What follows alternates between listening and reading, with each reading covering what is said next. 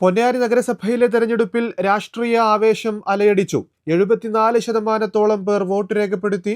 രാവിലെ മുതൽ പോളിംഗ് ബൂത്തുകൾക്ക് മുന്നിൽ നീണ്ട നിരയായിരുന്നു. 53 വാർഡുകളുള്ള തീരദേശ നഗരസഭയിൽ 60 ബൂത്തുകളാണ് തെരഞ്ഞെടുപ്പിനായി സജ്ജീകരിച്ചിരുന്നത്. ആദ്യ മണിക്കൂറിൽ തന്നെ മികച്ച പോളിംഗ് ആണ് എല്ലായിടത്തും നടന്നത്. ഉച്ചയ്ക്ക് 2:30 പകുതിയിലേറെ പേർ വോട്ട് രേഖപ്പെടുത്തിയിരുന്നു. പലയിടത്തും പോളിംഗ് നടപടികൾക്ക് വേഗം കുറവായിരുന്നു. BM-AMLP സ്കൂളിൽ കുറച്ചുനേരം പോളിംഗ് തടസ്സപ്പെട്ടു. 1-ാം വാർഡ് അഴീക്കൽ ബൂത്തിൽ UDF സ്ഥാനാർത്ഥിയെ കയ്യേറ്റം ചെയ്യാൻ ശ്രമിച്ചെന്നാരോപിച്ച് ഒരു വിഭാഗം പ്രവർത്തകർ രംഗത്തു വന്നത് സംഘർഷാവസ്ഥയുണ്ടാക്കി. പോലീസ് സ്ഥലത്തെത്തി പ്രവർത്തകരെയെല്ലാം പിരിച്ചുവിട്ടു.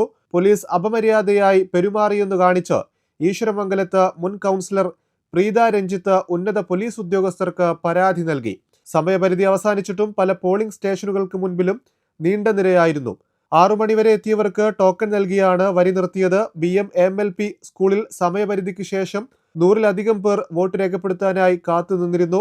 വോട്ടിംഗ് നടപടികൾക്ക് വേഗം കുറഞ്ഞതാണ് പലയിടത്തും തിരക്ക് കൂടാൻ കാരണമായത്. ഉച്ചയ്ക്ക് പോലും പല ബൂത്തുകൾക്ക് മുന്നിലും 100 ആളുകൾ വോട്ട് ചെയ്യാനായി കാത്തു നിൽക്കുന്നുണ്ടായിരുന്നു. കഴിഞ്ഞ തെരഞ്ഞെടുപ്പിൽ 77.32% നഗരസഭയിലെ പോളിംഗ് ശതമാനം. 53 സീറ്റുകളിലേക്കാണ് ഇത്തവണ തെരഞ്ഞെടുപ്പ് നടന്നത്. ഹാട്രിക് ഭരണം ഉറപ്പാണെന്നാണ് LDF-ന്റെ വിലയിരുത്തൽ. നഷ്ടപ്പെട്ട ഭരണം ഇത്തവണ തിരിച്ചുപിടിക്കുമെന്നാണ് UDF-ന്റെ കണക്കുകൂട്ടൽ. കൂടുതൽ സീറ്റുകൾ നേടി നില മെച്ചപ്പെടുത്തുമെന്നാണ് BJP വിലയിരുത്തുന്നത്.